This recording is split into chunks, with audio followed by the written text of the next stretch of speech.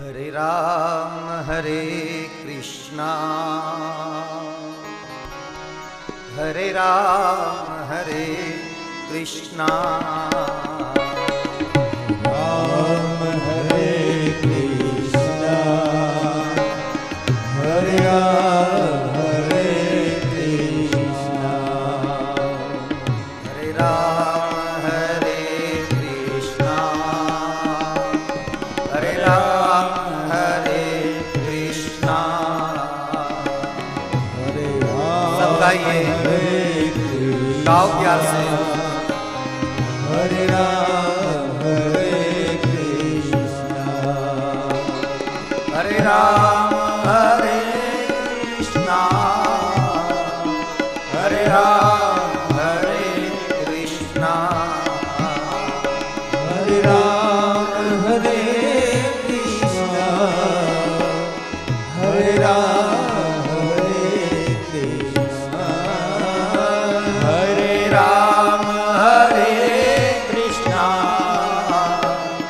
हरे राम हरे कृष्णा हरे राम हरे कृष्णा हरे राम हरे कृष्णा हरे राम हरे कृष्णा हरे राम हरे कृष्णा। हरे राम गाइए, कृष्णा हरे राम हरे कृष्णा हरे राम हरे कृष्णा हरे राम हरे कृष्णा। हरे राम हरे कृष्णा हरे राम हरे कृष्णा। हरि बोल।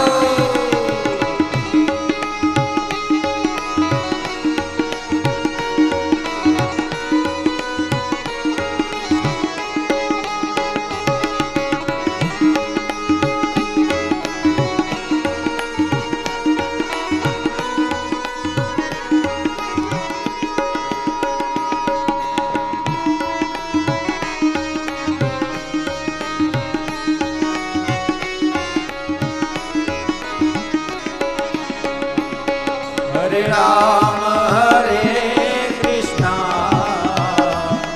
हरे राम हरे कृष्णा हरे राम हरे कृष्णा हरे राम हरे कृष्णा हरे राम हरे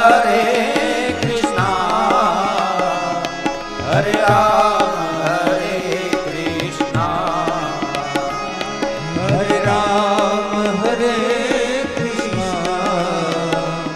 हरे राम हरे कृष्णा हरे राम हरे कृष्णा हरे राम हरे कृष्णा हरे राम हरे कृष्णा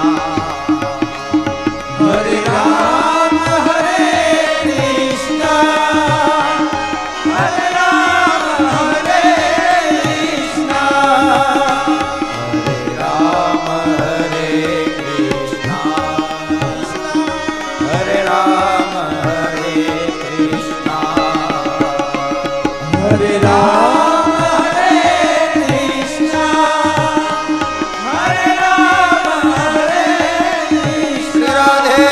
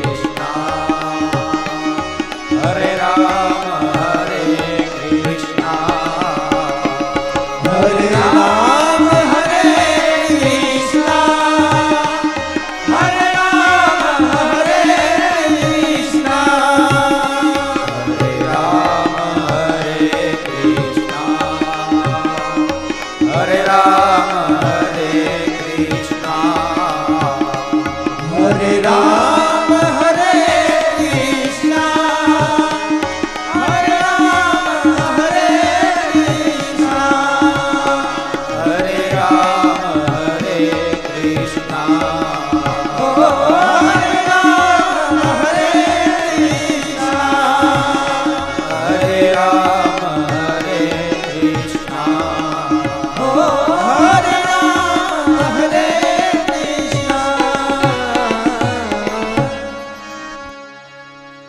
बोलिए श्री भागवत भगवान की जय।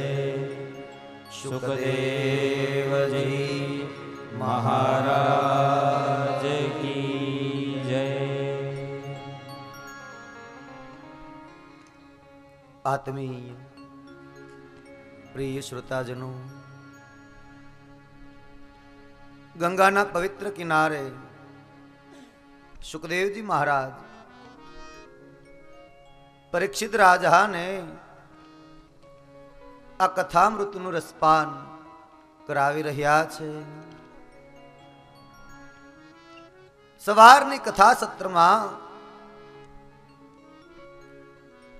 ભગવાન અસુરોનો સંહાર કરે, ભગવાનના પરમ મિત્ર સુદામાને મળે, એ કથા પ્રસંગ સવારની કથા સત્રમાં આપણે માણી ગયા। હવે ભગવાન દ્વારિકાધીશ કૃષ્ણ જ્યારે પોતાનું અવતાર કાર્ય પૂર્ણતા તરફ જઈ રહ્યું છે, ત્યારે આ ધરા છોડી અને સ્વધામ ગમન થવાનો નિર્ણય કરે છે। ભગવાન 125 વર્ષ દ્વાપર યુગના આ ધરા ઉપર રહ્યા છે। ભગવાને દ્વારિકામાં યજ્ઞ કરાવ્યો છે। વિદ્વાન બ્રાહ્મણો દ્વારા યજ્ઞ સંપન્ન થયો છે। બ્રાહ્મણોએ જ્યારે વિદાય લીધી ત્યારે દ્વારિકામાંથી વિદાય થઈને તીર્થની અંદર જ્યારે બ્રાહ્મણો જપ કરવા માટે પહોંચ્યા અને એ તીર્થમાં ભગવાનના સંતાનો યાદવો ફરતા ફરતા ત્યાંથી નીકળે છે અને આ વિદ્વાન બ્રાહ્મણોને ત્યાં બેઠેલા જોવે છે। એટલે આ યાદવો બ્રાહ્મણોની મશ્કરી કરવાનું મન થયું। એને વિચાર આવ્યો કે આ બ્રાહ્મણો કેટલાક તપસ્વી છે, તેજસ્વી છે, એનામાં બ્રહ્મ તેજ છે કે નહીં, પરીક્ષા કરીએ। એટલે જાંબુવતી નો દીકરો ભગવાનના બીજા પટરાણી હતા જાંબુવતી। આ જાંબુવતીનો દીકરો સાંબ, એને સાડી પહેરાવી, પેટ મોટું કર્યું અને જાણે ગર્ભવતી સ્ત્રી હોય આમ તૈયાર કરીને બ્રાહ્મણોની પાસે લઈ આવ્યા અને બ્રાહ્મણોને પૂછ્યું કે આ સ્ત્રીના પેટથી પુત્ર જન્મ થશે કે પુત્રી? આપ જો વિદ્વાન હો, જ્ઞાનીઓ હો તો કહો। બ્રાહ્મણોએ પોતાના તપોબળથી જાણી લીધું કે આ તો જાંબુવતીનો દીકરો સાંબ છે અને અમારી મશ્કરી કરી અને આ યાદવો પરીક્ષા કરવા આવ્યા છે। એટલે ક્રોધાવેશમાં આવી અને બ્રાહ્મણોએ શ્રાપ આપ્યો કે હે યાદવો, કુળના નામ ઉપર શું કામ કલંક લગાવો છો? જે સ્ત્રીને તમે લઈ આવ્યા છો એના પેટથી પુત્ર પણ નહીં અને પુત્રી પણ નહીં, જાઓ એક લોખંડનું મુશળ પેદા થશે અને એના જ દ્વારા આખો યાદવ કુળ વિનાશના પંથે ચાલ્યો જશે. જાઓ. બ્રાહ્મણોનો શ્રાપ લાગ્યો. યાદવોએ જોયું પેટ ઉપર એક મુશળ, ગભરાઈ ગયા. એકદમ દોડતા આવીને ઉગ્રસેન મહારાજને વાત કરી. ઉગ્રસેન મહારાજ એટલે કંસના પિતા, કે આવી રીતે ઘટના બની, અમને યાદવોને બ્રાહ્મણોનો શ્રાપ લાગ્યો. ઉગ્રસેન મહારાજે ઉપાય બતાવ્યો કે એ લોખંડનો જે ટુકડો છે એને ઘસીને ભૂકો કરી નાખો અને એ ભૂકો લોખંડનો સમુદ્રમાં ફેંકી દીધો. યાદવોએ એ લોખંડનું જે મુશળ હતું એનો ભૂકો કરી સમુદ્રમાં ફેંકી દીધો, પણ એક ટુકડો રહી ગયેલો અને એ સમુદ્રમાં રહેતી એક માછલી ગળી ગઈ અને એ માછલીને જરા નામના એક પારધીએ જાળમાં પકડી માછલીને કાપી તો અંદરથી એક લોખંડનો ટુકડો નીકળ્યો અને એ લોખંડના ટુકડામાંથી એ પારધીએ બાણ બનાવ્યું. જે ભૂકો કરીને સમુદ્રમાં ફેંક્યો હતો એ તણાઈને કિનારે આવ્યો અને એમાંથી એક વનસ્પતિ ઉગી. જે વનસ્પતિના પાન તલવાર જેવા છે, ધારદાર. મહાત્માઓ એ વનસ્પતિને એરકા નામ આપે છે. એરકા નામની વનસ્પતિ ઉગી છે. ધારદાર પાન વાળી વનસ્પતિ છે. ભગવાનને ખબર પડી કે યાદવોને બ્રાહ્મણોનો શ્રાપ લાગ્યો છે અને જો બ્રાહ્મણોનો શ્રાપ લાગ્યો હોય અને બ્રાહ્મણનો અપરાધ યાદવોએ કર્યો હોય તો એમાંથી મુક્ત થવું હવે સંભવ નથી. કારણ કે ક્યારેક ભગવાનનો અપરાધ થઈ જાય ને તો બ્રાહ્મણો મંત્ર જપી અને પ્રાયશ્ચિત કરાવી અને તમને એમાંથી છોડાવી શકશે, પણ એ બ્રાહ્મણનો જ જો અપરાધ થશે તો એમાંથી કોણ છોડાવશે? બ્રાહ્મણ એટલો પવિત્ર છે, એટલો વિદ્વાન છે અને એ બ્રાહ્મણનો અને એમાંય તીર્થની અંદર અપરાધ કર્યો. અને શું યાદવો નહોતા જાણતા કે બ્રાહ્મણ વંદનીય છે? બ્રાહ્મણ હંમેશા જન્મથી મરણો પર્યંત વંદનને જ પાત્ર છે. આ વાતની યાદવોને ખબર હોવા છતાં એને અપરાધ કર્યો છે અને જાણી જોઈને અપરાધ થયો છે, એટલે એનું પ્રાયશ્ચિત હોય નહીં. અજાણતા કોઈ ભૂલ થઈ જાય તો પ્રાયશ્ચિત શક્ય બને. અજ્ઞાનેન કૃતમ પાપમ સજ્ઞાનેન વિનશ્યતિ. અજ્ઞાનેન કૃતમ પાપમ સજ્ઞાનેન વિનશ્યતિ. સજ્ઞાનેન કૃતમ પાપમ વજ્રલેપો ભવિષ્યતિ. અન્યક્ષેત્રે કૃતમ પાપમ તીર્થક્ષેત્રે વિનશ્યતિ. અન્યક્ષેત્રે કૃતમ પાપમ તીર્થક્ષેત્રે વિનશ્યતિ. તીર્થક્ષેત્રે કૃતમ પાપમ વજ્રલેપો ભવિષ્યતિ. અજ્ઞાનેન કૃતમ પાપમ, અજ્ઞાનતા હોય અને પાપ થઈ જાય તો જ્ઞાન થાય ત્યારે એનું પ્રાયશ્ચિત કરી શકાય, પણ સજ્ઞાનેન કૃતમ પાપમ, જ્ઞાની હોવા છતાં, જાણતા હોવા છતાં જો પાપ થાય તો એ વજ્રલેપો ભવિષ્યતિ, તો એ વજ્ર સમાન છે. એ પાપ ધોવાતું નથી, એની ક્ષમા ન મળે.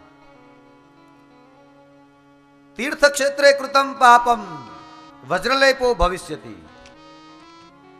કોઈ પણ જગ્યાએ તમે પાપ કરો તો તીર્થમાં જઈને ધોઈ લેવાય, પણ તીર્થમાં જઈને પાપ કરો તો ક્યાં ધોવા જવાય?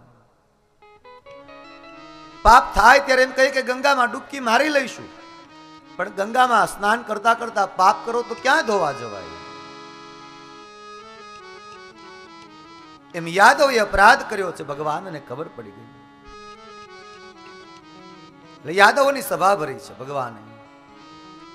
તમામ યાદવોને ભેગા કર્યા અને સભામાં ભગવાને સંબોધન કર્યું કે જો હવે બ્રાહ્મણોનો શ્રાપ આપણને લાગ્યો હોય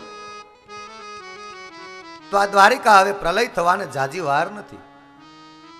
આ દ્વારિકા પાણીમાં ડૂબી જાય અને સર્વ વિનાશ થઈ જાય એ પહેલા આ સ્થાન છોડી દેવું જોઈએ.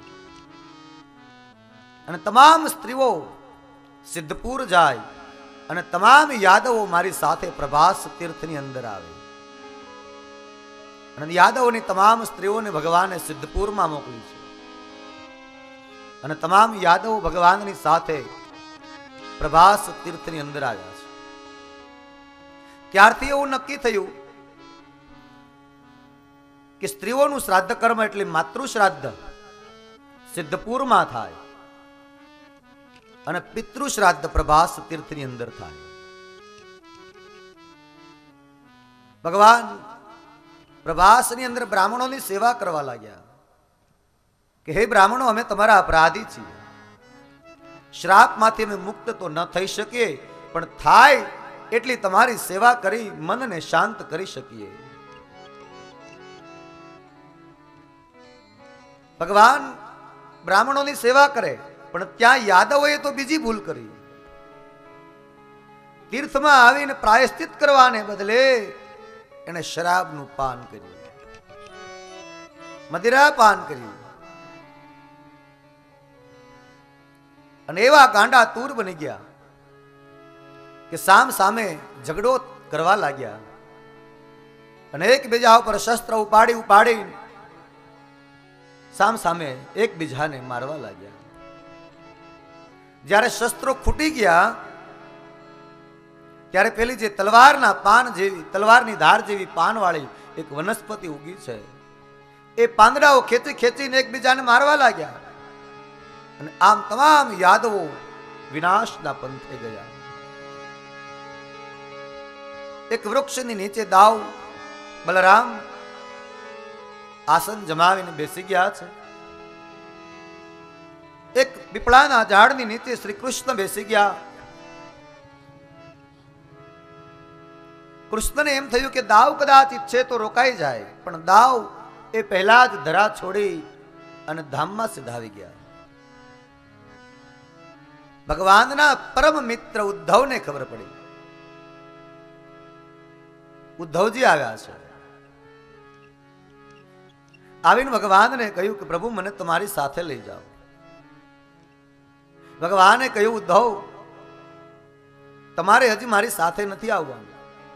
ઘણો સમય પૃથ્વીલોકમાં રહેવાનું છે, મારી ભક્તિ કરવાની, મારી ભક્તિનો પ્રચાર કરવાનો. કારણ કે આગળ કળિયુગ બહુ ભયંકર આવે છે અને એ ભયંકર કલિકાળની અંદર મારું ભજન જ બધાને તારી શકશે, બીજો કોઈ માર્ગ નહીં હોય.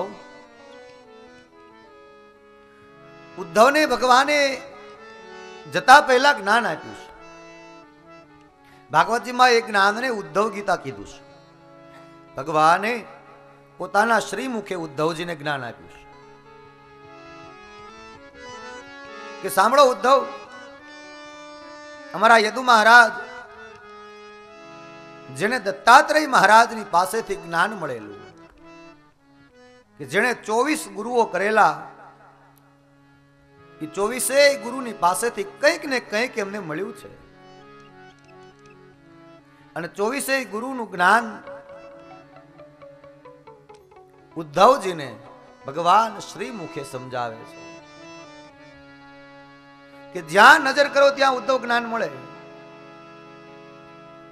અમારા યદુ મહારાજ દત્તાત્રેય ભગવાનને પ્રશ્ન કરતા હતા. ભગવાન કહે છે કે આપ આવી અવધૂત અવસ્થામાં કેમ ફરો છો? ત્યારે યદુ મહારાજને જવાબ આપ્યો, એ બધાયનું કારણ મારા ગુરુ છે. કોણ તમારા ગુરુ? બોલે મારા 24 ગુરુ છે. પહેલા ગુરુ પૃથ્વી છે. પૃથ્વી પાસેથી મને સહનશીલતાનો ગુણ મળ્યો કે જીવનમાં ક્યારેય દુઃખ લગાડવું જ નહીં, સહન કરી લેવું. પૃથ્વી સહન કરતી જ જાય. મને બીજો ગુણ મળ્યો વાયુ પાસેથી. વાયુ અંદરનો હોય, બહારનો પણ હોય. શરીરની અંદર જે લેવાની ક્રિયા છે, શ્વાસ લેવાની ક્રિયા, એને પ્રાણવાયુ કહેવાય. શ્વાસ છોડવાની ક્રિયા બાહ્ય વાયુ કહેવાય. પણ એક જગ્યાએ ક્યાંય સ્થિર ન થઈ જાય. જો વાયુ અંદર સ્થિર થઈ જાય તોય પ્રાણ નીકળી જાય, બહાર સ્થિર થઈ જાય તોય પ્રાણ નીકળી જાય. એટલે સતત વિચરણ કરતા જ રહેવું. મારા ત્રીજા ગુરુ આકાશ. આકાશની પાસેથી વ્યાપકતા શીખ્યો છું. વિશાળ બનવું, નાનું ન બનવું.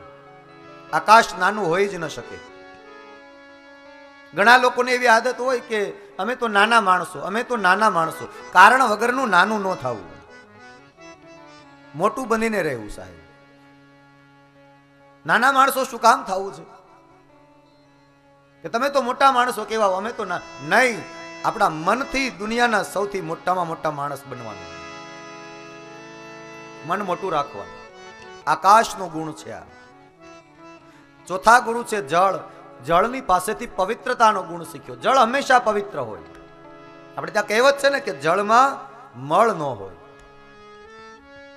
જળ પવિત્ર છે. કોઈ અપવિત્ર વસ્તુને આપણે અડી જઈએ તો શું કરીએ? તરત સ્નાન કરી લઈએ અથવા તો માથે પાણી ચડાવી દઈએ. શું કામ? તો કે એ જલ પવિત્ર છે, સ્પર્શ થશે તો હું પવિત્ર થઈ જઈશ. એવું જીવન બનાવી લેવાનું કે આપણો સ્પર્શ કોઈને થાય તો એનું જીવન પણ પવિત્ર બની જાય. આ જળ પાસેથી શીખ્યા છે. મારા પાંચમા ગુરુ છે અગ્નિ. અગ્નિની પાસેથી તેજસ્વીતાનો ગુણ બન્યો છે. અગ્નિ બહુ તેજસ્વી છે. જીવનમાં ક્યારેય પણ તેજહીન જીવન ન જીવવું જોઈએ. તેજસ્વી બનવાનું. અગાઉ પણ મેં ખાસ કરીને બહેનોને કહ્યું જ છે કે રૂપાળા ન બનો તો ચાલશે, પણ તેજસ્વી બનજો. એવો તેજસ્વી ચહેરો બનાવજો. અને એ તેજસ્વીતા માત્ર તમે તમારા સત્કર્મથી જ બનાવી શકશો. માત્ર સત્કર્મથી જ બનાવી શકશો. તેજસ્વીતા કેળવવી જ હોય તો જીવન કેવું હોવું જોઈએ? તો કે ઘરમાં ઘી ખૂટી જાય તો કોરી રોટલી ખાઈ લેવી, પણ પાડોશીમાં ચમચી ઘી માંગવા ન જાવું. આ તેજસ્વીતા છે.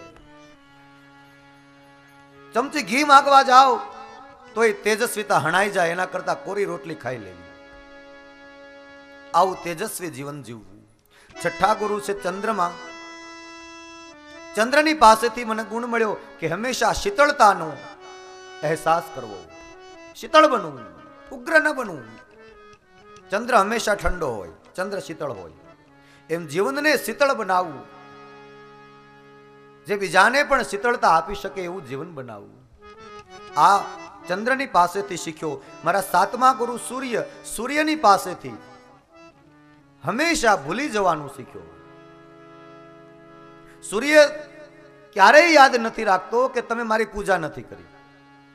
એક વાર કરતા તમે 1000 વાર પણ ગાળો આપો સૂર્યને, એની પૂજા પણ ન કરો, 1000 વખત એને ગાળ આપો, એને અર્ઘ્ય ના આપો, એની નિંદા કરો, છતાંય સૂર્ય ક્યારેય કહેતો નથી કે આજે આના ઘર ઉપર અંજવાળું નહીં પાથરો.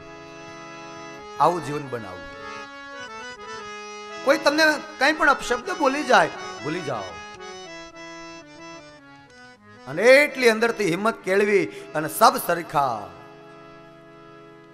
આવું જીવન મને સૂર્ય પાસેથી શીખવા મળ્યું. મને હોલા પાસેથી શીખવા મળ્યું કે વધારે પડતો પ્રેમ સારો નહીં. એક હોલો ને હોલી એક વૃક્ષની ડાળી ઉપર બેઠા બેઠા વાતો કરતા હોય છે. હોલી હોલાને એમ કહે છે કે હોલા, તું મરી જાય તો હું મરી જઈશ. તારા વગર રહી નહીં શકું. હોલીને કહે છે કે હોલી તું મરી જાય તો હું મરી જાઉં, તારા વગર હું નહીં રહી શકું. અને નીચે જોયું તો એક શિકારી બાણ તાકીને ઉભો છે. એટલે હોલાએ હોલીને કીધું કે હોલી એકને તો મરવું જ પડશે. હોલીએ કીધું એકને નહીં બેયને મરવું પડશે. કેમ? તો કે શિકારી આપણા બેમાંથી એકને મારી નાખશે. તને જો બાણ વાગશે તો તું મરી જઈશ ને તારા વિયોગમાં હું મરી જઈશ. મને બાણ વાગશે તો આના બાણથી હું મરી જઈશ અને મારા વિયોગમાં તું મરી જઈશ. અને ત્યારે હોલાને અને હોલીને સમજાણું કે આટલો બધો પ્રેમ ન રાખ્યો હોત તો વિયોગમાં મરવાનો વારો ન આવે. એટલો બધો પ્રેમ ન રાખવો કે એકબીજાના વગર મરી જાય. આ હોલા પાસેથી શીખ્યો. મારા 9મા ગુરુ છે અજગર. અજગરની પાસેથી શીખ્યો કે કોઈ પણ જાતની ક્રિયા અજગર ન કરે. ખોરાક મળી જાય એટલે એને 6 મહિના સુધી પડ્યો રહે. અજગર એને સંતુષ્ટતા, એને સંતોષ થઈ ગયો. એમ જીવનમાં તમને જેટલું જોઈએ છે એટલું પોષણ મળી જાય એટલે સંતોષ માનીને બેસી જાઓ. ખોટી દોડધામ ન કરવી આ અજગર પાસેથી શીખવા મળ્યું. 10મા ગુરુ છે સમુદ્ર. સમુદ્રની પાસેથી હંમેશા પ્રસન્નતા રહેવાનું શીખવા મળે છે. સમુદ્ર હંમેશા ગુગવાટા જ કરતો હોય બાપ. સમુદ્ર ક્યારે ઉદાસ તમે જોયો નહીં હોય. સદાય જીવનને ગુગવાટાથી ભરી દેવું આ મારા ગુરુ સમુદ્ર છે. મારા 11મા ગુરુ પતંગિયું. બહુ નજીક જઈને રહેવામાં મજા નહીં. આના વિષય ઉપર મેં તમને અગાઉ એકવાર વાત કરેલી છે કે પતંગિયાને દીવાની જ્યોત બહુ ગમે. એ નજીક જાય પકડી લઉં આમ વિચારે ત્યાં તો બળીને ભસ્મ થઈ ગયું. બહુ નજીક રહેવામાં મજા નહીં, થોડુંક દૂર રહેવું જોઈએ. આ મારા ગુરુ પતંગિયા પાસેથી શીખવા મળ્યું. મારા 12મા મધમાખી પાસેથી શીખવા મળ્યું કે સંગ્રહ ન કરવો. ભેગું કરવા જઈશું પણ ભોગવવાનું ટાણું આવશે ત્યાં ભોગ આપણને ભોગવી ગયા હશે. મધમાખી ચૂંટી ચૂંટીને મધ ભેગું કરે પણ મધમાખીને ખબર નથી કે આનો સ્વાદ શું છે. એ સ્વાદ તો કોઈક બીજા માણી જાય. એટલે મધમાખી પાસેથી સંગ્રહ ન કરવાનો ગુણ મને મળ્યો. મારા 13મા ગુરુ હાથી. હાથીને પકડવો હોય તો શિકારી ખાડો કરે, ઉપર લીલું ઘાસ બિછાવે, હાથી પકડવા જાય અને ખાડામાં પડી જાય. શું કામ? તો કે હાથી સ્પર્શ વિષયમાં ફસાણો એટલે હાથીને મરવાનો વારો આવ્યો. આ મારા ગુરુ હાથી કે વધારે કોઈ સ્પર્શમાં પણ ફસાવું નહીં. મારા 14મા ગુરુ છે મધ કાઢનારો શિકારી. જેમ લોભી પુરુષ મહા મહેનતથી ધન ભેગું કરે, ન તો પોતે ભોગવી શકે ન એને બીજા ભોગવી શકે. મધ કાઢનારો શિકારી મધ તો લઈ લે છે પણ નથી એ પોતે ભોગવી શકતો કે નથી મધમાખીને ભોગવવા દેતો. એમ મધ કાઢનાર શિકારી પાસેથી અત્યંત લોભ ન કરવો આ ગુણ શીખ્યો છે. હરણ છે મારા ગુરુ. 15મા ગુરુ છે હરણ. હરણ પાસેથી ક્યાંય પણ શબ્દની અંદર ન ફસાવાનો ગુણ મળ્યો છે. હરણને પકડવા શિકારી શું કરે? સંગીત બજાવે. અને જેવું સંગીતમાં હરણ તલ્લીન થઈ જાય પેલો શિકારી બાણ મારીને એને મારી નાખે. શબ્દમાં ફસાણું હરણ એટલે એને મરવાનો વારો આવ્યો. 16મા ગુરુ છે માછલી. માછલી પાસેથી મને સ્વાદમાં નહીં ફસાવાનું શીખવા મળ્યું. માછલીને પકડવા શિકારી શું કરે? જાળ બિછાવે, ખોરાક નાખે અને ખોરાક ખાવા માટે માછલી આવે. એ સ્વાદ માણવાની મજામાં એ માછલી ફસાઈ જાય. જો સ્વાદમાં ફસાણા તો માછલીની જેમ જાળમાં ફસાઈ જવું પડશે. એટલે બહુ સ્વાદમાં ફસાવું નહીં. 17મા ગુરુ છે પિંગલા. પિંગલા એટલે કુલટા સ્ત્રી. કુલટા સ્ત્રી દરરોજ દરવાજે બેસીને કોઈ પુરુષને આવવાની રાહ જોતી હોય અને કોઈ પુરુષ આવે ને મારી સાથે આનંદ કરે એમ એક કુલટા દરવાજે બેઠી બેઠી સવારથી સાંજ સુધી રાહ જોતી પણ કોઈ પુરુષ એને આનંદ આપવા આવ્યો નહીં. સાંજ પડી ગઈ, થાકીને દરવાજો બંધ કરીને ઘરમાં ગઈ. હાથમાં કરતાલ લીધી, પગમાં ઘૂંઘરું બાંધ્યા અને નાચવા માંડી ત્યારે એવું તો એ ભાન ભૂલી ગઈ કે એ કુલટા સ્ત્રીને સમજાઈ ગયું કે જે આનંદ અત્યાર સુધી બહાર ગોતવા જતી હતી એના કરતા વિશેષ આનંદ મારી અંદર પડ્યો છે. એમ સાચો આનંદ કે જેમાં પરમાનંદ સમાયેલો એ આનંદ તો આપણી અંદર જ છે, ક્યાંય બહાર ગોતવા જવાની જરૂર નથી. આ કુલટા નામની સ્ત્રી પાસેથી મને શીખવા મળ્યું. 18માં ગુરુ છે ટીટોડો. ટીટોડાની પાસેથી મને ગુણ મળ્યો કે કોઈ પણ પ્રિયમાં પ્રિય વસ્તુનો સંગ્રહ કરો, પણ જો તમારા ભાગ્યમાં નહીં હોય તો ટકશે જ નહીં. ટીટોડો શું કરે? માંસ ભક્ષણ કરવા માટે ક્યાંકથી માંસ લઈ આવે, પછી જમીનમાં સંઘરીને મૂકી દે, અને એને કોઈ બાજ પક્ષી જેવું જોઈ જાય તો એ ત્યાંથી ઉપાડી જાય, અને પેલાને મળે નહીં. કાં તો એ પક્ષી ત્યાં મૂક્યું છે એ ભૂલી જાય. એમ સંગ્રહ ગમે તેટલો એ પ્રિય વસ્તુનો કર્યો હશે, પણ આખરે જો ભાગ્યમાં નથી તો એ મળશે જ નહીં. મારા 19માં ગુરુ છે બાળક. બાળકની પાસેથી નિખાલસતાનો ગુણ મળ્યો. બાળક બહુ નિખાલસ હોય, હંમેશા નિખાલસ જીવન બનાવવું. બાળકને તમે થપાટ મારો તો ઘડીક વાર રડવા માંડે, પણ એ જ બાળક ભલે ને માએ થપાટ મારી, પિતાએ થપાટ મારી, પણ એ જ બાળક પાછો એના બાપની છાતી ઉપર ચડીને ગુગવાટો કરતો જ હોય. થોડી વારમાં એ બાળક ભૂલી જાય કે મને મારી માએ માર્યું હતું, પિતાએ માર્યું હતું. એમ નિખાલસ બની જાવું, આ ગુણ બાળક પાસેથી મળ્યો.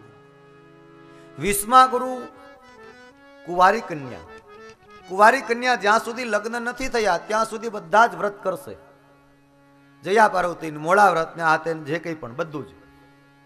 જેવા લગ્ન થઈ જાય, પરણી જાય, સાસરે જાય, પછી પત્ની, સાસુ, સસરા, બાળકો આ બધી ઝંઝટમાં ફસાઈ ગયા પછી એનાથી કંઈ જ વ્રત થઈ શકે નહીં. નથી ઘણા બહેનો માતાઓ કહેતા કે અમે તો હવે અટકી ગયા, બાકી નાના હતા ત્યારે તો અમે એવા વ્રત કર્યા છે. ક્યારે કર્યા હતા હવે ન થઈ શકે. શું કામ? સમય ચાલ્યો ગયો. એમ સમયની સરવણી હંમેશા ચાલતી જ રહે છે, ચાલતી જ રહે છે.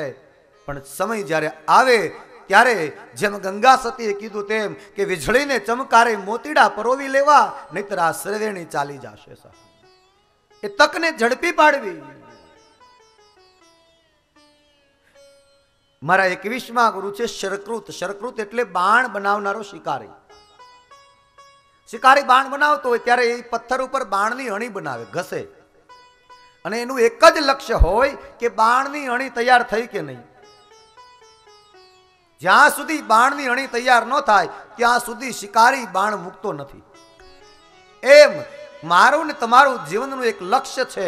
એ લક્ષ્ય જ્યાં સુધી પૂર્ણ ન થાય ત્યાં સુધી ભક્તિ અને ધર્મનો માર્ગ મૂકવો ન જોઈએ. આપણું લક્ષ્ય એ છે. 22મા ગુરુ છે સર્પ. સર્પ ઝેરી હોય પણ છતાંય સર્પ ક્યારેય એવું ગાતો ફરતો નથી કે હું ઝેરી છું, તમે મારાથી આઘા રહેજો. સર્પ એવી ધજા ફરકાવતો નથી ક્યારેય કે હું ઝેરી છું, તમે મારાથી આઘા રહ્યો. એમ આપણને ખબર પડી જ જાય કે આ સર્પ ઝેરી છે, આની બહુ નજીક ન જવાય. એમ જો થોડુંક જ્ઞાન આવી જાય તો આ જગતમાં જ્ઞાનના ધજાગરા કરવાની જરૂર નથી, એને ફરકાવવાની જરૂર નથી. તમારું જ્ઞાન તમારી તેજસ્વીતાથી બહાર દેખાઈ આવશે, કહેવાની જરૂર ન હોય. જ્ઞાની છીએ એવું કહેવાની શું જરૂર પડે? આ ગુણ મને મળ્યો છે સર્પની પાસેથી. 23મા ગુરુ છે કરોળિયો. કરોળિયો ઝાડ બનાવે, પછી જો બહાર નીકળવાનો રસ્તો ન રાખે તો એ જ પોતે અંદર ફસાઈ જાય. એમ આ સંસાર એક માયાની ઝાડ છે. એમાં સંસારમાં રહેવું, સંસારમાં આવવું, વ્યવહાર કરવો, વ્યવહાર સમજાવવો, સંભાળવો, અર્થ પૈસો કમાવો, કાંઈ ખોટું નથી. પરંતુ જો એમાં એટલા બધા ફસાઈ ગયા અને બહાર નીકળવાનો માર્ગ ન રાખ્યો તો આપણે અંદર ફસાઈને એમનેમાં જ મરી જવાનો વારો આવશે. આ જિંદગી ચાલી જશે. આ માયા એક ઝાડ છે. જો એમાં ફસાઈ ગયા તો બહાર નીકળવાનો માર્ગ ન રહ્યો, આમને આમ જિંદગી પતી ગઈ. મારા 24માં ગુરુ છે ભમરી. ભમરી કોઈ ઈયળને પકડીને દરમાં લઈ આવે અને દરમાં ઈયળને મૂકીને પાછી જાય પોતાનો બીજો ખોરાક ગોતવા માટે. અંદર બેઠેલી ઈયળને એટલો ડર લાગે કે હમણાં ભમરી આવશે આમ ચિંતન કર્યા કરે અને એકવાર એ ઈયળ મટીને ભમરી બની જાય. એમ હું ને તમે ભગવાનના સંતાનો છીએ. ભગવાન આપણને અહીંયા મૂકી ગયો છે. ભગવાન જરૂર આપણને લેવા આવશે. જો સતત ને સતત આ ચિંતન કરતા રહીએ તો એકવાર આ જીવ મટીને શિવ થઈ જાય. આમ 24 ગુરુઓ કર્યા છે અને એ જ્ઞાન ઉદ્ધવે આપ્યું. ઉદ્ધવજીએ પૂછ્યું કે ભગવાન આપે કહ્યું કે ભવિષ્યમાં આગળ કળિયુગ બહુ ખરાબ આવે છે. એ કળિયુગ કેવો હશે? ભગવાને ઉદ્ધવને કહ્યું, ઉદ્ધવ, કળિયુગની અંદર ધર્મ ઘટી જશે, ધાર્મિકતા ઘટી જશે, બળ ઓછું થઈ જશે, બુદ્ધિ ઓછી થશે, આયુષ્ય ઓછું થશે, પ્રેમ ઘટશે, લાગણીના સંબંધો ઘટશે, મર્યાદા ઘટશે. આ બધું જ કળિયુગની અંદર ઘટતું જશે. બ્રાહ્મણો બ્રહ્મતેજ ચૂકશે, પોતાના વ્યવસાયને બદલે બીજા વ્યવસાય ચાલુ થશે. દરેક વર્ણની આજીવિકા કંઈક બીજી જ બનશે. દરેક વર્ણના લક્ષણો કંઈક બીજા જ જોવા મળશે. પોતાનું કર્મ ચૂકાશે. કળિયુગની અંદર અરાજકતા વધશે, ચોર વધશે, લૂંટફાટ વધશે. સ્ત્રી અને પુરુષ એની ધર્મની મર્યાદાઓ ભૂલી અને જેમ ભૂખ્યા વરુ વલખા મારે એમ આ પૃથ્વી પર વલખા મારતા જોવા મળશે. કોઈ ધર્મ ધુરંધર રાજા જોવા નહીં મળે. કોઈ નિષ્ઠાવાન, કોઈ નીતિવાન રાજા જોવા નહીં મળે. જે જગ્યાએ રાજા યુધિષ્ઠિર જેવા રાજ્ય સિંહાસન ઉપર શોભાયમાન બેહતા હોય એ જગ્યાએ ભ્રષ્ટાચારી રાજાઓનું સ્થાન થઈ જશે. અને એવા રાજાઓના રાજ્યમાં પછી શું ધર્મની કે મર્યાદાની વાતો કરવી? કળિયુગના લક્ષણો બતાવ્યા છે ભાગવતજીની અંદર. કળિયુગનું ભવિષ્ય કથન છે આ બધું. કળિયુગ આવે ત્યારે કેવું થશે? કહે સહદેવ હવે નહીં રહે પાંડવો, ऐसा कलयुग आएगा, जे ठेकाणे मारो हंसराज बेसे, ત્યાં બગલા આસન આएगा, જે ઠેકાણે મારો હંસરાજ બેસે ત્યાં બગલા આસન જમાएगा. બ્રાહ્મણ ને ઘેરે બકરી દૂધે, ધોબી કે ઘર ગાવડિયા, નીચને ઘેરે તુલસી નો ક્યારો, ઊંચ વરણ કો માગેગા. નીચ ઘેરે તુલસી નો ક્યારો, ઊંચ વરણ કો માગેગા. એક સમય એવો તો બ્રાહ્મણો ગાય રાખતા અને એના ઘરે ગાય નું દૂધ લેવા બધા જતા. એના બદલે ગાય રાખવાનું બ્રાહ્મણો બંધ કરશે અને નીચના ઘેરે તુલસીના ક્યારા રહેશે. અને એવા વ્યક્તિઓના ઘરે ઉચ્ચ વર્ણના લોકો માગવા જશે કે તુલસીનું પાન આપો ને. આ કળિયુગના લક્ષણો છે. સાળો આવે એને સારું ખવડાવે, ભાઈ આવે ઘર વેરી, સાળી આવે એને સાડી પહેરાવે, બહેની રોતી જાયેગી. સાળી આવે ને સાડી પહેરાવે, બેની રોતી જાયેગી. સાળો આવે અને સારું ખવડાવે અને ભાઈ આવે ઘર વેરી. સાળો ઘરમાં આવે તો એમ કે લાપસી બનાવજો, આજે સાળા આવ્યા છે. મને વાંધો નથી, તમારે ઘરે સાળા આવે ને લાપસી બનાવો, બનાવી જ જોઈએ. જેમ આપણો ભાઈ આવે અને હરખાતા હોઈએ તો આપણી પત્નીનો ભાઈ આવે તો એ હરખાતી જ હોય. એટલે સાળો આવે તો તમે લાપસીના આંધણ મુકાવજો, પરંતુ ભાઈ આવે તો કોલર ટાઈટ કરીને કહેજો તમારી પત્નીને કે મારો ભાઈ આવ્યો છે, આજે લાડવા બનાવો. આટલો ભાઈચારો હોવો જ જોઈએ ઘરમાં. એટલો ભાઈ પ્રેમ, ભ્રાતૃ પ્રેમ જો નહીં હોય, સાડી આવે, સાડી પહેરાવે અને બહેની રોતી જાયગી. સાડી આવે તમે એને રાજી કરો, મને ના નથી, પણ કમસે કમ તમારી બહેનો દીકરીઓ ઘરે આવે તો રડતી ન જાય, એ પણ તમારું એક કર્તવ્ય રહ્યું. બહેનને ભાઈના ઘરેથી કોઈ જ બીજી મોટી અપેક્ષાઓ નહીં હોય, યાદ રાખજો. એ એટલી દિલાવર દિલવાળી હોય કે એના ઘરે ટાણું હોય, એના ઘરે પ્રસંગ હોય અને તમને કંકોત્રી આપવા માટે બેન ઘરે આવશે અને તમે માત્ર એટલું એને પૂછશો કે બેન મામેરામાં શું લઈ આવું, ત્યારે બેન એટલું જ કહેશે કે ભાઈ તારી શક્તિ પ્રમાણે લાવજે, પણ હાજરી જરૂર આપજે. આ બહેનના શબ્દો છે કે તારી શક્તિ મુજબ લાવજે ભાઈ, પણ હાજરી જોઈએ મારે. આટલું દિલાવર દિલ છે.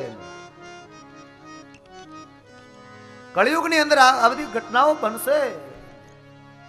મંદિર સુના सुना रहेगा, भरी रहेगी मधुशाला, बाप के आगे भरी सभा में नाचेगी घर की बाला. बाप के आगे भरी सभा में नाचेगी घर की बाला. मंदिर सुना सुना रहेगा અને ભરી रहेगी મધુશાલા. મંદિરો સુના પડ્યા છે અને મધુશાલા એટલે મદિરા ખાનું. જ્યાં શરાબ વેચાતો હોય ત્યાં ગીરદી જોવા મળશે. અને બાપ કે આગે ભરી સભા में नाचेगी घर की बाला. બાપની પાસે દીકરીઓ નાચતી હશે અને બાપ રૂપિયાની ગોળ કરતો હશે ને પાછો કોલર ટાઈટ કરીને કહેતો હશે કે જોયું આપણી દીકરીઓ. અને આ પ્રસંગોમાં બની રહ્યું છે સાહેબ. આપ સૌ બહુ સમજદાર વ્યક્તિત્વ ધરાવો છો, બહુ જાણકાર, બહુ જ્ઞાની છો. વધારે મારે કઈ જ્ઞાન આપવાની જરૂર નથી, પરંતુ એક બ્રાહ્મણ તરીકે મારો ધર્મ છે ત્યારે આપને એટલું જ કહું, આપ સૌ વડીલો છો કે તમારા ઘરે દીકરા દીકરીઓનો પ્રસંગ આવે તો તમારી નાની નાની બાળાઓને તમે સ્ટેજ ઉપર લઈ આવી અને નૃત્ય કરાવો ત્યાં સુધી વાંધો નહીં, પણ નૃત્યમાં મર્યાદા. એ નૃત્યમાં મર્યાદા હોય અને એથી વધારે આગળ તમે એના ઉપર રૂપિયાની ઘોળ કરી અને પાછા એના વિડીયો ઉતારો છો અને કોલર ટાઈટ કરીને કહો છો કે આ આપણી દીકરી, આ કરશો નહીં સાહેબ, આ ન કરશો. દીકરી તમારા ઘરે જગદંબા બનીને આવી છે ને સ્ટેજ ઉપર નચાવવાનું કામ ન કરો. દીકરી એક ભવિષ્યની માં છે, દીકરી નારાયણી છે, યાદ રાખજો. તમારા ઘરની દીકરીઓ સ્ટેજ ઉપર નાચે, પછી એના તમે વિડીયો ઉતારો, પછી વોટ્સઅપમાં ફેસબુકમાં ફરતા થાય અને કેવી કેવી વાતો થાય, તમે શું જાણો? કેવા લોકો એને જોવે તમે શું જાણો? એના ઉપર રૂપિયા ઉડાડી ઉડાડી અને તમે દીકરીનું અપમાન કરો છો. દીકરીનું જ નહીં, મને કહેવા દો કે આરા સુરવાળી અંબાનું અપમાન કરો છો તમે. એ જગદંબા નારાજ થાય છે કે આ મારું રૂપ લઈને મોકલી લે છે દીકરીની આ દશા. मुआ बाप को रोटी ना दिए, जीवता बाप को रोटी ना दिए, मुआ बाप को रोएगा.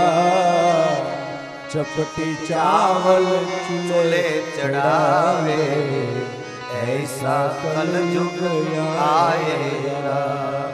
चपटी चावल चूल्हे चढ़ावे, ऐसा कलयुग आएगा. जीवता बाप को रोटी ना दिए, मुआ बाप को चाहेगा. જીવતા બાપને પાણીના ગ્લાસનું પૂછ્યું ન હોય અને મર્યા પછી એના ફોટાને ફૂલના હાર ચડાવવાનો કોઈ મતલબ નથી સાહેબ, એ ન કરો. જો તરી જ જવું હોય તમારે આ સંસાર સાગર, આ ભવ સાગર, તો એને જીવતા જીવત રાજી કરી લો. એ મુવા પછી ભટકે જ નહીં એવું એને રાજી કરીને મોકલો. પછી એની પાછળ તમે કઈ કર્મ ન કરો તોય બાપ એમ કહીને જાય કે દીકરા એટલો રાજી થઈને જાઉં છું કે કાંઈ મારી પાછળ ન થાય તો ચિંતા નહીં કરતો, પણ તું મને રાજી ખુશીથી રાખતો ખરો, બે વેણ સારા કહેતો ખરો. આ જ અપેક્ષા દરેક બાપની હોય છે. ચપટી ચાવલ ચૂલે ચડાવે. એક સમય એવો હતો સાહેબ કે આપણે ઘેર મહેમાન આવે ને તો જે રસોઈ બનતી ને એ રસોઈમાં બીજા 5 જણા જમી લે ને એટલું વધતું. અને આજે મહેમાન આવે તો તપેલીને પૂછી પૂછીને પીરસવું પડે. નથી ઘણી જગ્યાએ પીરસા તો કે તમને રોટલી આપું, તમને રોટલી આપું. ચપટી ચાવલ ચૂલે ચડાવે ને જાન જમાડવાની વાતો કરે સાહેબ.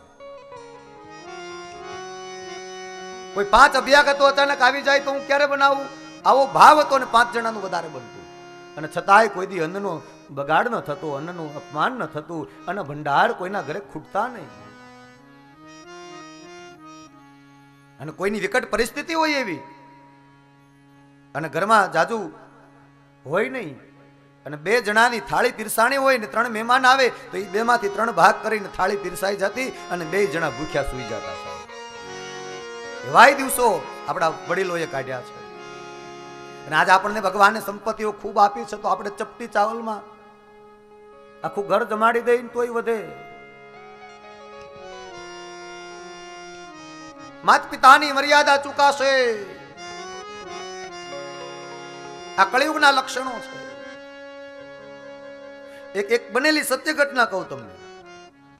એક દીકરાની નવી સગાઈ થઈ, નવી સગાઈ તાજી, અઠવાડિયું 10 દી થયેલા. એમાં વેવાઈ ઘરે આવ્યા જમાઈને મળવા. જમાઈ છે ને ગમે એમ તો બુરા. જમાઈને મળવા આવ્યા વેવાઈ. એટલે વેવાઈ આવકાર આપ્યા કે દીકરાના બાપે કીધું કે પધારો પધારો. વેવાઈ હરખચ્યો અંદરથી. દીકરાનો બાપ સ્વાભાવિક હરખાય. મારા દીકરાના સસરા આવ્યા એટલે હરખાણા આવકાર આપ્યો. બેસવા માટે પલંગ બલંગ તૈયાર રાખેલું. વેવાઈ આવીને બેઠા એટલે એનો જમાય એટલે દીકરો આમ તકિયો સરખો કરવા માંડ્યો. ઓછાડનો જરાક ખૂણો વળી ગયો તો એ હરખો કર્યો. આમ તકિયો બરાબર રાખીને કે છે કે હજી પપ્પા પપ્પા પપ્પા બીજો તકિયો આપું ટેકો રાખવા. પાણી લાવું, ઠંડુ લાવું કે ગરમ, ફ્રીજનું ચાલશે કે મટકાનું, ચા કેવી પીશો, મોળી કે મીઠી? જમાઈ પૂછે ચા મીઠી કે મોળી, ઠંડુ ક્યારે લઈ આવું, પાન કેવું ખાશો? થોડીક વાર થઈ ત્યાં વળી પાછું પૂછ્યું કે પપ્પા નાસ્તો ચાલશે? આ દીકરાનો બાપ બધું જોયા કરે છે બેઠો બેઠો કે ક્યારનો 1.5 દાયો થયો છે. પછી રેવાણું નહીં થાય એટલું તેને સહન કરી લીધું સાહેબ. રેવાણું નહીં એટલે દીકરાનો બાપ હવે બોલ્યો કે દીકરા એક કામ કરને. શું? કે અહીંયા રૂમમાં બરાબર વચ્ચે તું બેહી જા, અહીંયા આ ઓરડામાં તું વચ્ચે બેહી જા અને તારા ખોળામાં તારા હારાને બેહાડે, તારા ખોળામાં બેહાડે. કે કેમ એવું કયો છો? કે આ તને 25 વર્ષનો કર્યો, મને કોઈ દી પાણીનો ગ્લાસ ભરીને તે દીધો નથી.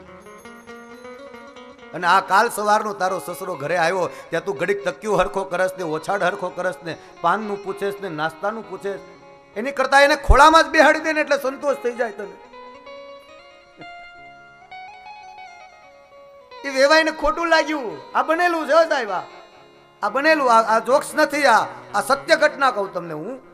ક્યાં ગામમાં બન્યું ને કોના ઘરે બન્યું નામ દેવાની જરૂર નથી. વળી ગામનું નામ આપું ને તમારા કોઈ ત્યાં હગા નીકળ્યા તો, અને એના જ ઘરે બન્યું મારે ક્યાં વળી પાછું આ. એટલે આ બન્યું છે, આ સત્ય કહું છું તમને. વેવાઈને ખોટું લાગ્યું, ઉભા થઈને હાલતા થયા ત્યાં પેલો હળંગ ડાયો વાહે દોડ્યો કે પપ્પા પપ્પા ઉભા રહ્યો. દીકરાનો બાપ બોલ્યો કે દીકરા હજી મારી વાત જો તને સાચી લાગતી હોય તો પાછો વળ. તારો સસરો છૂટવા છેડા લઈ લે તો 24 કલાકમાં તને બીજું ગોતી દઈશ, પણ એકવાર મારો થઈ જા. એકવાર જો બાપનો થઈ જાતો સાહેબ. આ ઘટના કળિયુગના લક્ષણો છે. કળિયુગના કારણે આ બધું. કળિયુગની અંદર પતિ કે પત્નીની પસંદગી પણ જાતે થશે આવું લખ્યું છે. કે પતિ કે પત્નીની પસંદગી પણ જાતે થશે. એક સમય હતો કે દીકરાઓ કે દીકરીઓના સગપણ ગોતવા નીકળતા તો વડીલો પેલા જાતા, યા તો બ્રાહ્મણો જાતા અને યોગ્ય પાત્ર ગોતીને લઈ આવતા. અને હવે આપણે એ બધું છીનવી લીધું અને આપણે જાતે ગોતવા નીકળ્યા એટલે આપણા લગ્ન જીવન નિષ્ફળ ગયા. વડીલોના હાથમાં જો આ સત્તા આપણે રહેવા દીધી હોત ને તો આપણા લગ્ન જીવન ક્યારેય નિષ્ફળ ન જાત.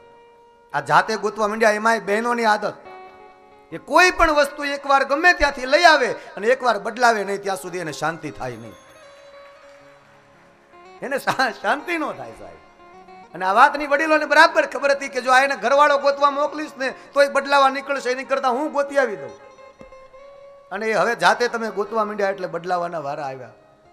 આ વડીલોના હાથમાં જો સત્તા રહેવા દીધી હોત ને તો આજે લગ્ન જીવન જે 80% નિષ્ફળ ગયા છે ને એ પરિણામનું આવ્યા હોત સાહેબ. 80% આપણા લગ્ન જીવન સાહેબ, આ તો લગ્ન જીવન લગભગ 80% નિષ્ફળ જ છે. બાકી તો આમાં પૂછો તો લાફો મારીને ગાલ લાલ રાખવાની વાતો હોય સાહેબ. આ તો કહેવાય નહીં બધી બાંધી મુઠ્ઠી. 80% નિષ્ફળ ગયા છીએ આપણે. શું કામ? ક્યાંક સમજદારીનો અભાવ છે, ક્યાંક જીવનમાં ઉતાવળ છે, ક્યાંક ઉગ્રતા છે, ક્યાંક મર્યાદાની તોછડાય. આ બધું બન્યું છે સાહેબ. યુવાનો અને યુવતીઓને મારી એક વિનંતી છે કે એક આપણા ગામની એક દીકરી એક 25 રૂપિયાનું બ્લાઉઝ પીસ લેવા માટે નીકળે, મેચિંગ મળે તો જ લે છે, ન મેચિંગ મળે તો નથી લેતી, બીજી દુકાને જાય છે, ત્રીજી દુકાને જાય, ચોથી દુકાને જાય. મેચિંગ મળે તો જ લે છે, નો મેચિંગ મળે તો પાછી વહી આવે. જો એક 25 રૂપિયાનું બ્લાઉઝ પીસ પણ તમે મેચિંગ વગર લેતા ન હો તો તમારું જિંદગીનું મેચિંગ તો જોઈએ કે નહીં? પાત્રતા જોયા વિના શું કામ ગમે ત્યાંથી ઉપાડી આવો છો? તમારા ઘરની અંદર કોઈ કુપાત્ર આવી જશે ના તો તમારા કુળની ખેદાન મેદાન કરી નાખશે સાહેબ.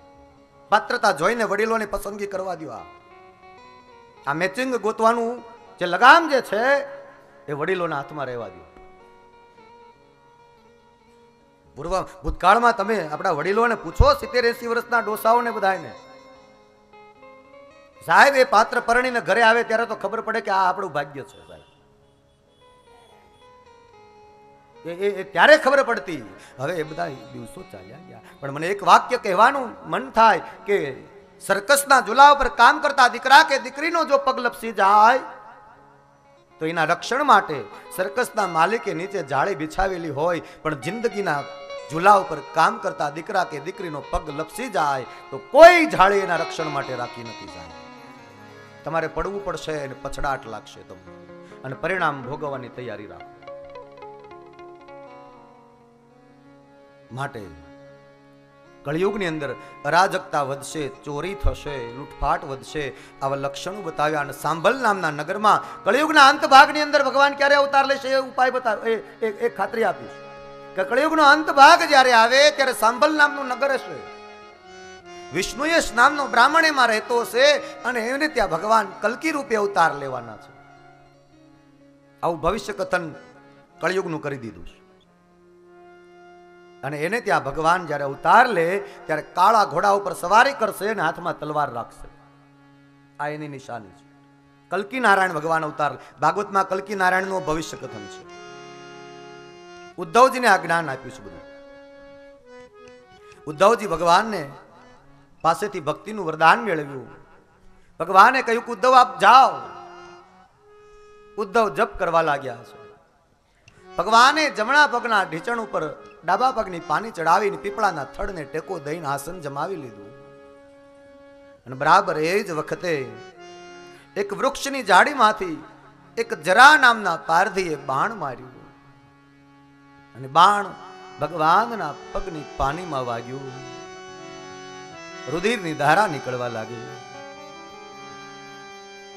એકદમ દોડતો જ્યારે પારધી આવ્યો, ઓ પ્રભુ આપ,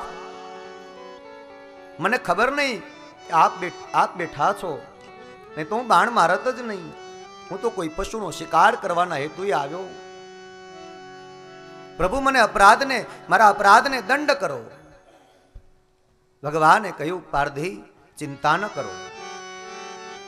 એ જ પારધી હતો, જરા નામનો પારધી, જેને પેલી માછલીના પેટમાંથી નીકળેલો લોખંડનો ટુકડો અને એમાંથી બાણ બનાવેલું એ જ બાણ આજે ભગવાનના પગમાં વાગ્યું. ભગવાને કહ્યું કે પારધી ચિંતા ન કરો, ગયા અવતારનો મારો અને તમારો હિસાબ બાકી હતો. ગયા વખતે તું વાલી હતો અને હું રામ હતો. આ વખતે તું પારધી બન્યો અને હું કૃષ્ણ બન્યો. આ વખતે તે જેમ છુપાઈને મને બાણ માર્યું એમ મેં તને ગયા વખતે માર્યું તું. આપણો હિસાબ અહીંયા પૂરો થઈ ગયો. હું કોઈનું ઋણ રાખતો નથી. પારધી જા, તારો કોઈ વાંક નથી, કોઈ અપરાધ નથી, બધું મારી ઈચ્છાથી થયું છે. જા, હું તને ભક્તિનું વરદાન આપું છું. ભગવાને પારધીને વિદાય કર્યો. આંખ બંધ કરી અને પરબ્રહ્મ ઓમકારનો જપ કરતા ભગવાનની શ્વાસની ગતિ વિરામ પામવા લાગી. ધીમે ધીમે ભગવાન ઓમકારનો જપ કરતા ધરા છોડી અને વૈકુંઠ ગમન કરી ગયા. જ્યારે ભગવાને આ ધરા છોડી પૃથ્વીના મુખમાંથી શબ્દ સરી પડ્યા, હે નાથ, હે કરુણા નિધાન, હે દયાના સાગર, મુજ અભાગણીને મૂકીને ક્યાં જાઓ છો? પૃથ્વીને રડતી જોઈ કૃષ્ણએ સાંત્વના આપી છે. જ્યારે જ્યારે પૃથ્વી પર પાપનો ભાર વધશે ત્યારે ત્યારે હું પૃથ્વી પર અવતાર લઈને આવીશ. જ્યારે ધર્મને કંઈ ખતરો આવે ત્યારે મારે સંપૂર્ણ તેજ હું મારી લીલા શાસ્ત્ર શ્રીમદ ભાગવત મહાપુરાણમાં પધરાવું છું. એ લીલા શાસ્ત્રનો અભ્યાસ કરે, એનું મંથન કરે તો ધર્મ ઉપર આવેલો ખતરો દૂર થઈ જશે. મારું સ્વરૂપ એટલે શ્રીમદ ભાગવત મહાપુરાણ છે. ભગવાન વૈકુંઠમાં પધાર્યા. આ બાજુ રાજા પરીક્ષિતને ભગવાન સુખદેવજીએ અંતિમ ઉપદેશ કર્યો કે રાજન, આજે તમારા શ્રાપનો 7મો દિવસ છે. તક્ષક નાગ આવશે, ડંખ મારશે, પણ એ ડંખ માત્ર તમારા શરીરને લાગે, આત્માને નહીં. તમારા આત્માને પરમાત્માની સાથે મિલાવી દો. હે રાજન, મનમાંથી ક્યાંય ખૂણે ખાતરે વિષયની વાસના રહેવી ન જોઈએ. જો સહેજ પણ કામના વાસના અધૂરી રહી ગઈ તો તમારે જન્મ મરણના ચક્કરમાં પાછું ફસાવવું પડશે. માટે કામનાઓને છોડી અને ભગવાનની સાથે પરમાત્માની રાજાઓ, મહારાજાઓ, બ્રાહ્મણો, ઋષિઓ પરીક્ષિતના ખોળામાં પુષ્પની અંજલિ આપવા આવે છે. એ પુષ્પની અંદર એકદમ નાનું રૂપ ધારણ કરી અને તક્ષક નાગ છુપાઈને બેસી ગયો અને પરીક્ષિતને ડંખ માર્યો. પણ એ ડંખ દેહને લાગ્યો, આત્માને નહીં. કારણ કે આત્મા તો ક્યારનો પરમાત્માની સાથે મળી ગયો. તમામ રાજાઓને ખબર પડી ગઈ કે રાજાએ દેહ ત્યાગ કરી દીધો છે. શોકાતુર વાતાવરણ થઈ ગયું. પુત્ર જન્મે જઈને બોલાવ્યા કે આપના પિતાનું અંત્યેષ્ટિ સંસ્કાર કરો. અને જન્મે જઈએ અંત્યેષ્ટિ સંસ્કાર કર્યા છે.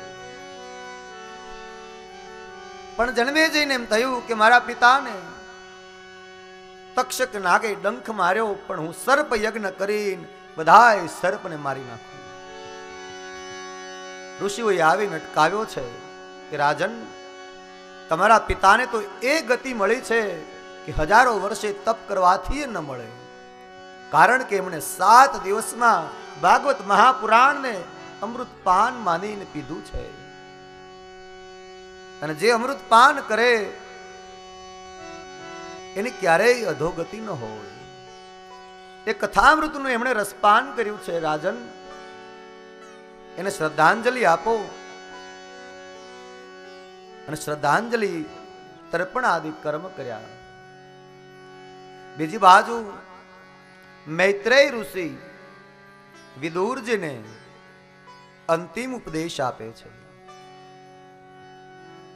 મહારાજ, આપ તો પ્રેમ લક્ષણા ભક્તિનો ભંડાર છો. કૃષ્ણ પ્રેમ જેનામાં ઉપજે એને ક્યારેય અધોગતિ ન હોય. એમાંય કૃષ્ણની લીલામૃતનું જે પાન કરે એ ભવસાગર તરી જાય. ભાગવત મહાપુરાણ એ તો કૃષ્ણ લીલામૃત છે અને આપે લીલામૃતનું પાન કર્યું છે. આપ ભવસાગર તરી જાશો. આવો અંતિમ ઉપદેશ આપી અને મૈત્રેય ઋષિએ પણ ભાગવત સત્સંગ પારાયણનું પુષ્પ ભગવાન શ્રી હરિને આપ્યું છે. સનકાદિક મુનિઓ નારદ ઋષિને બદ્રિકાશ્રમમાં આ કથાનું મહાત્મય બતાવે કે જે ભાગવતનું રસપાન કરે એમાં ભક્તિ ઉપજે, જ્ઞાન ઉપજે, એમાં વૈરાગ્યપૂર્વક પરમાત્મામાં પ્રેમ લાગે. આમ કહીને સનકાદિક મુનિઓએ ત્યાં શ્રીમદ ભાગવત મહાપુરાણના મહાત્મયની સાથે સમાપન કર્યું અને નૈમિષારણ્યમાં સુત મહાપુરાણીએ 88,000 ઋષિઓને ભાગવતનું મહાત્મય કહ્યું કે જે ભાગવતનું રસપાન કરે તે જીવનમાં ભટકે નહીં. કોઈ પણ દુરાચારી, કુમાર્ગગામી, અધર્મી, વિધર્મી, ગમે તેટલો અપરાધી હોય પણ ભાગવતનો જે આશ્રય કરે તે પરમાત્માના ધામમાં જાય છે. એને ક્યારેય અધોગતિ થતી નથી. ભાગવતનું શ્રવણામૃત, કથામૃત જે પુણ્ય પ્રાપ્ત કરે એ પિતૃઓને અર્પણ કરે. તેના પિતૃઓ ભગવાનના ચરણમાં વાસ કરે. જે ભગવાનનો આશ્રય કરે તે કૃતાર્થ થઈ જાય, કૃતાર્થ થઈ જાય, કૃતાર્થ થઈ જાય. અંતિમ ચરણ ભગવાનના ચરણમાં ભાગવતનું અર્પણ કર્યું છે. પ્રભુર નંદ કુમારો ને સ્વામી વૃષભાનુજા કૃતાર્થ કૃતાર્થ કૃતાર્થ કૃતાર્થો હમ ન સંશય. સંશય નથી કે જે ભાગવતના આશ્રય રહેતો હોય તે કૃતાર્થ થાય, એમાં કોઈ સંશયને સ્થાન નથી. અંતિમ ચરણ લખાયું અને ભાગવતજીનું 12મા સ્કંદનું પુષ્પ ભગવાન શ્રી હરિના ચરણોમાં અર્પણ કર્યું છે. આ 7 દિવસનું સપ્તાહ પારાયણનું 12 સ્કંદનું મતિ અનુસાર, સમય અનુસાર પારાયણ થયું. એ આપણે પણ ભગવાન શ્રી કૃષ્ણ પરમાત્માના ચરણમાં અર્પણ કરીએ. કાયેન વાચા મનસેન્દ્રિયેવા બુદ્ધ્યાત્મના પ્રકૃતિ સ્વભાવા કરોમિ અધ્યાત્મ સકલ પરસ્મે નારાયણાય તિ સમર્પયામિ.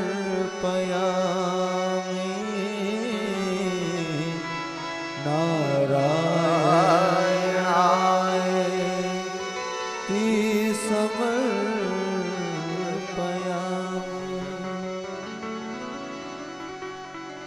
ભાગવતજીના 12 સ્કંદનું પુષ્પ ભગવાન શ્રી હરિને અર્પણ કરીએ. સપ્તાહ પારાયણ 7 દિવસનું વિરામ લે એમ શબ્દ વાપરી શકીએ તે યોગ્ય છે. કથાની પૂર્ણાહુતિ ક્યારેય હોતી નથી. હરિ અનંત, હરિ કથા અનંતા. પરમાત્માની કથા અવિરતપણે ચાલી જ રહે, ચાલી જ રહે. આજે અહીંયા, કાલે ક્યાંક બીજે ત્રીજે ચાલતી જ રહેશે. આ 7 દિવસનું સપ્તાહ પારાયણ જ્યારે આ વ્યાસપીઠ પરથી આ જગ્યાએ આ સિંગાડા પરિવાર દ્વારા ગવાયું છે, 7 દિવસ મેં આપ સૌને આ પારાયણ કરાયું, આ રસપાન કરાયું. 7 દિવસ મેં આપને આ રસપાન કરાવ્યું એટલે આપનું કર્તવ્ય બને કે આપે મને દક્ષિણા આપવાની રહી. હવે દક્ષિણાની અંદર ધન દોલત રૂપિયા પૈસા એ તો ભાગ્યની વાતો છે, પરંતુ 7 દિવસની સાચી દક્ષિણા એ ગણાય કે આ 7 દિવસમાં કોઈ જો તમને એવા સૂત્રો મારા ગમ્યા હોય તો એને ગ્રહણ કરી જીવનમાં ઉતારી અને જો જીવનના તમામ દુર્ગુણો નીકળી જાય અને જીવન પરિવર્તન થઈને ધર્મના માર્ગ ઉપર પ્રયાણ કરે તો એ મારી સાચી દક્ષિણા છે.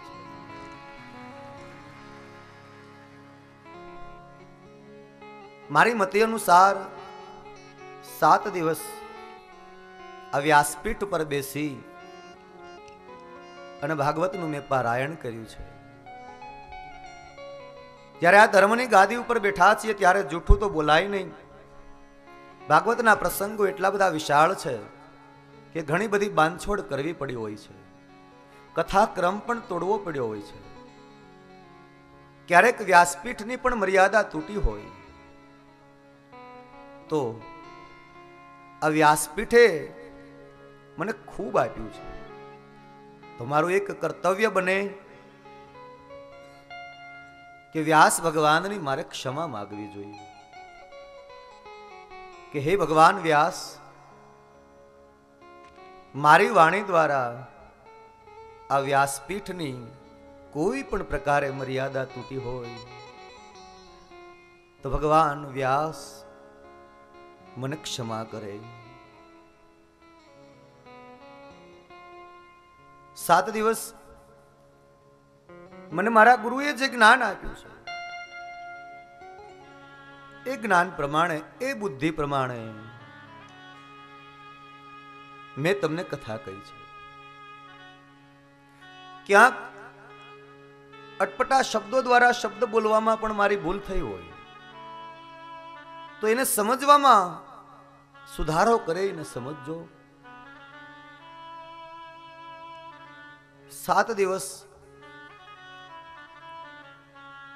મને ગુરુએ જે વચન આપ્યું છે કે ધર્મના માર્ગ ઉપર પ્રયાણ કર,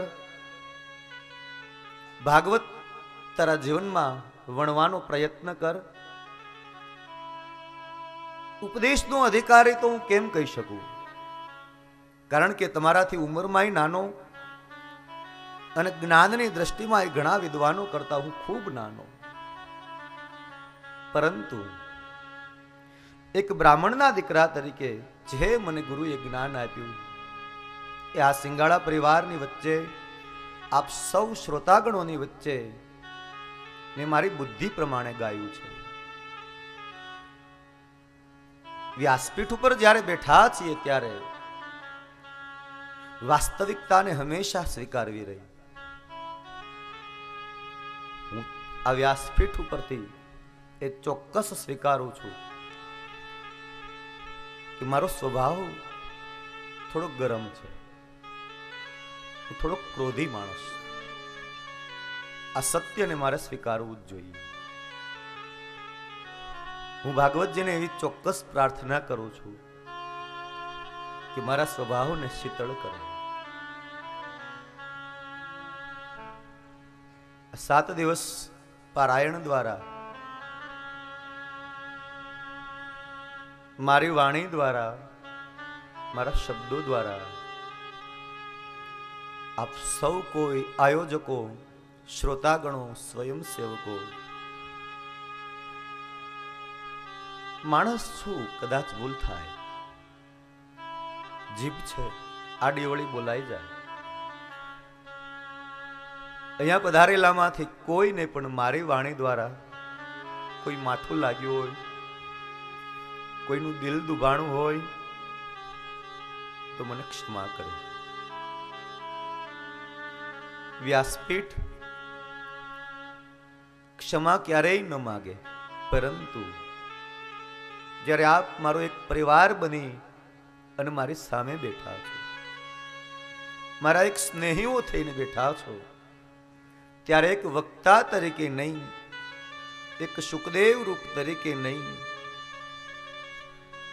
એક બ્રાહ્મણ તરીકે નહીં, પણ તમારા એક નાના દીકરા તરીકે કે ભાઈ તરીકે મારી વાણી દ્વારા લાગેલું દુઃખ ભૂલી જાજો.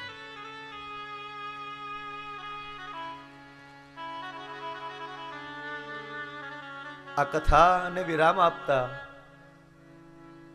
હું મારો ખૂબ રાજીપો વ્યક્ત કરું છું, ખૂબ રાજીપો, ખૂબ પ્રસન્ન થયો છું. આ સિંગાળા પરિવાર બહુ સદભાગી છે. મારી 109મી કથા એટલે એ માળાનો એક મણકો અહીંયા પૂરો થાય છે. મેર મારો વધારે રાજીપો છે. મારા સંગીત કલાવૃંદ ભાઈઓ, મારી સાથે રહેલા બ્રાહ્મણો, એમના દ્વારા આપ કોઈના હૃદયને ઠેસ પહોંચી હોય, એમના વતી આપની પાસે ક્ષમા યાચું. ગુરુજીનો આદેશ છે કે દીકરાઓ, કોઈના ઘરનું અડધો ગ્લાસ પાણી તમને પીવા મળે તો એના ઘરનો ઉમરો ઓળંગતા પહેલા કલ્યાણ મસ્તુ બોલીને નીકળજો. જ્યારે અમે તો આ પરિવારના ઘરનું અનાજ ખાધું છે. બહુ ઋણી છું, આભારી છું કે મારો અલ્પેશભાઈનો પરિવાર કે જેને ત્યાં અમારું 7 દિવસ ભોજન બનતું, ખૂબ ભાવથી, પ્રેમથી, જેમ શબરીએ રામને બોર જમાડ્યા, વિદુરે ભાજી જમાડી, માં કૌશલ્યાએ જેમ રામને ભોજન કરાવ્યું, એવો એનો ભાવ હતો. બહુ રાજીપાથી અમે એને ત્યાં ભોજન પ્રસાદ કર્યા છે.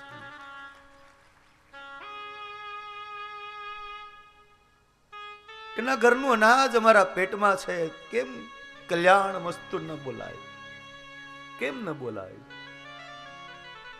આ સિંગાળા પરિવારને ત્યાં પણ અમે ભોજન પ્રસાદ ગ્રહણ કર્યા છે. કલ્યાણ મસ્તુ તો આશીર્વાદની વાત થઈ, પણ આપ સૌ શ્રોતાજનો, તમામ પરિવારજનોની માટે ચોક્કસ ભાગવતજીની વ્યાસપીઠ પરથી એટલી પ્રાર્થના કરું કે કોઈનો પરિવાર દુખી ન થાય. ખૂબ ખુશ રહો, ખૂબ પ્રસન્ન રહો. પરમાત્મા કાયમ તમારી ઉપર રાજી રહે.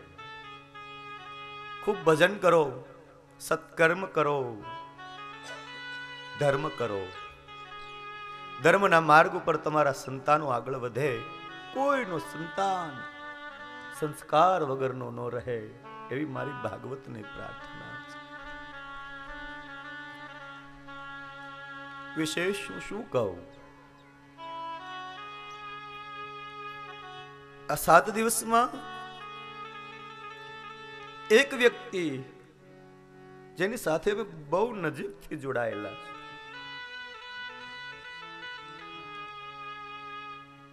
વિનુભાઈ, જે અમારા ઉતારે સેવા કરે, ખૂબ અમને લાડ લડાવ્યા છે. એક બાપ જેમ દીકરાને વરા ઘડીએ પૂછા કરે કે દીકરા ભૂખ લાગી નથી ને, એમ આ માણસે અમારું પલે પલ ધ્યાન રાખ્યું છે. ખૂબ ખુશ રહો બાપ, ખૂબ ખુશ રહો. તમારો પરિવાર ખૂબ હર્યો ભર્યો રહે. કથાને વિરામ આપતા પહેલા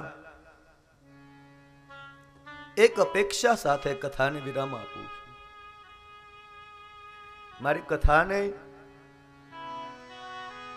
સાર્થકતા તરફ જો આપ લઈ જવા ઈચ્છતા હો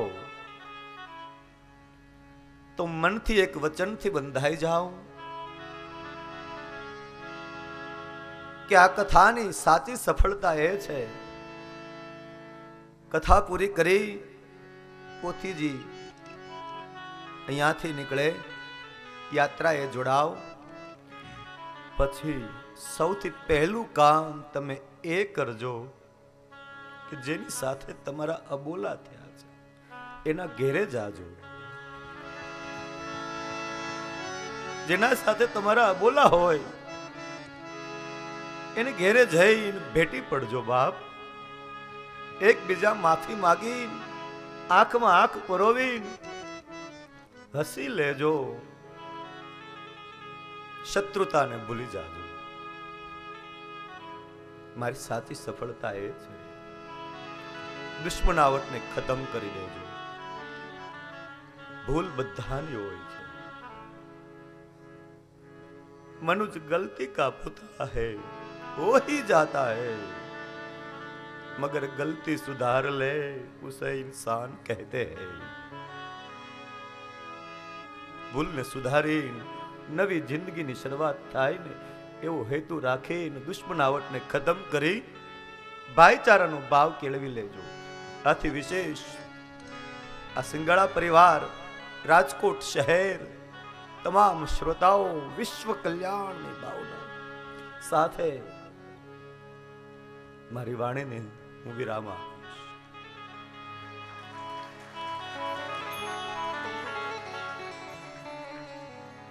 જાજા હાથ રળિયામણા હરિના નાદનો પુકાર કરીશું. હરયે નમઃ શબ્દ બોલી અને આપણી ભૂલની ભગવાન પાસે ક્ષમા માગી કે અમારા સત્કર્મની અંદર નાની પણ ભૂલ થઈ તો એને હરી લેજે. વ્યાસપીઠ પરથી હરયે નમઃ બોલાય, પાછળથી તમારે સવે બોલવાનું, હાથ ઉપર કરી હરયે નમઃનો નાદ કરીએ.